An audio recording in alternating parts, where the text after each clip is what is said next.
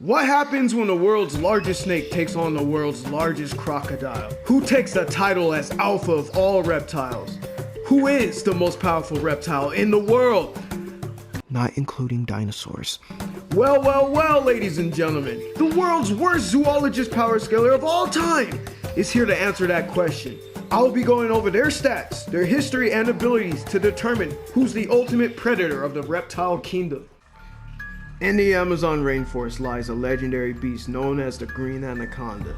Being one of the largest snakes in the world, with females growing in from sizes from 15 to 20 feet in length. That's like at least 2 squirrels. There are some reports that's been larger, saying 30 feet, but these are questionable and not fully confirmed, at least from my sources. But hey, not only are these snakes really long, but they're the heaviest in the world. Adult anacondas can weigh in from 359 to 550 pounds. And they're not big for nothing. They use their immense weight to capture the victims into the hardest grip of all time, being measured at 90 psi. Their constriction is unironically squeezing the life out of their prey. They disrupt blood flows and give their next meal cardiac arrest, swallowing them whole and just be chilling like they didn't eat an entire animal, making the green anaconda one of the world's most deadliest predators. The saltwater crocodile has been chilling on the earth since the dinosaurs were here, making them one of the oldest species on the planet. But why have they been so successful in life? Well, maybe it's because they have the strongest bite out of everything in the animal kingdom.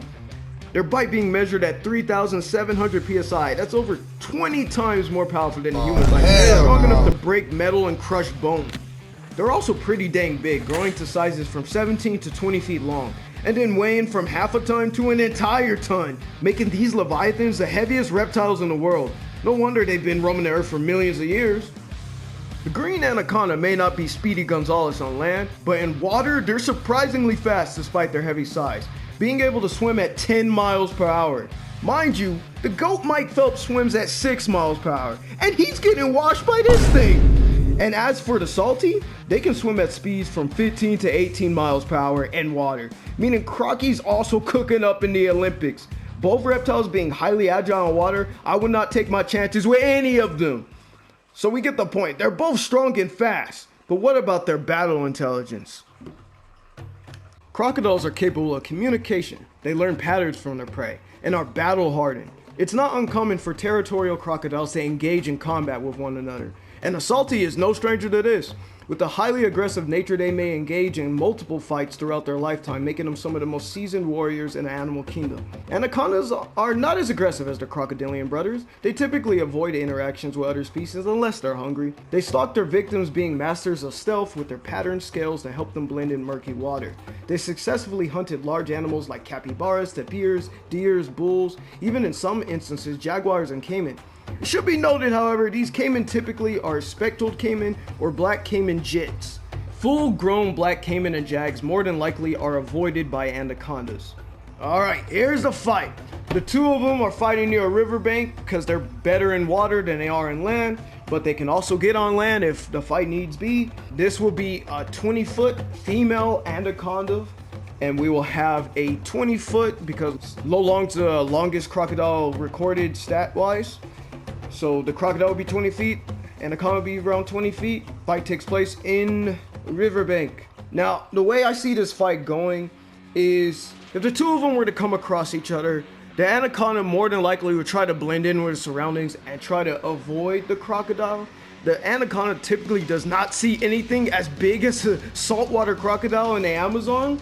So I don't see the anaconda wanting to mess with the crocodile necessarily. As I mentioned earlier, anacondas are not super aggressive. They're typically like to, stick to their own cards and only really attack other animals when they're hungry. And in this case, the anaconda might be hungry, but I see the anaconda avoiding the crocodile because it's just too big of a target. And the anaconda is not a monster, it's an animal. It would understand that if it's gonna try to take on a crocodile, it would face some type of injury or there's some type of risk. So I would more than likely see the green anaconda avoiding it.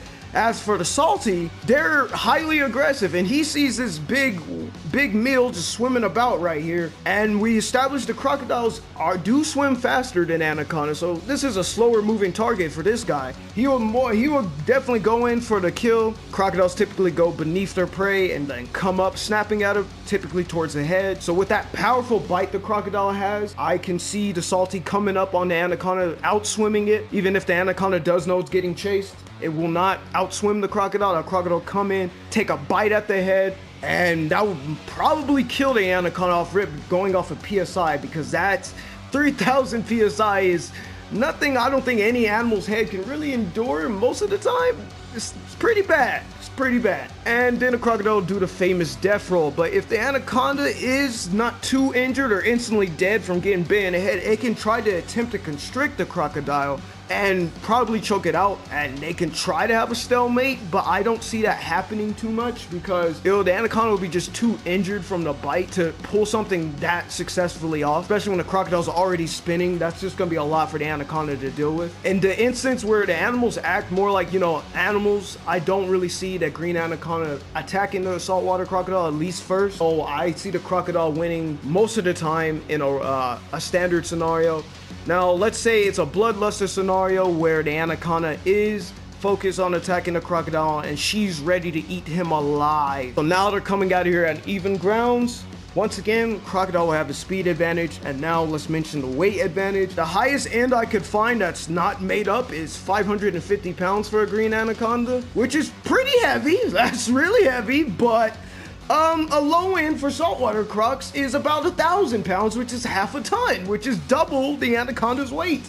So it's dealing with an animal that's at least near the same size and then weighs a lot more than it does. I don't see it going too well, especially with this bigger object moving faster than it is. And then, as I mentioned earlier about the experience and battle IQ, crocodiles are fighters and they are aggressive. They like to box. Anacondas, they're not really boxers. They're stealthy hunters. They don't really fight. They don't engage in combat like that. So I can see the crocodile being more of the bigger aggressor, the better fighter. It weighs more and it swims faster. Even in a bloodluster scenario where the anaconda for some reason is just desperate and trying to kill this croc, I still think the crocodile will get it because it's just faster. So he'll have an easier time snapping his very powerful jaws onto this anaconda and just ripping it to shreds. The saltwater crocodile takes the W here. They are the king of the reptiles. So, what you guys think of the results? Do you guys think the green anaconda really takes a W? Or do you agree with me that the saltwater crocodile is the alpha of all reptiles? Let me know in the comments below. And hey,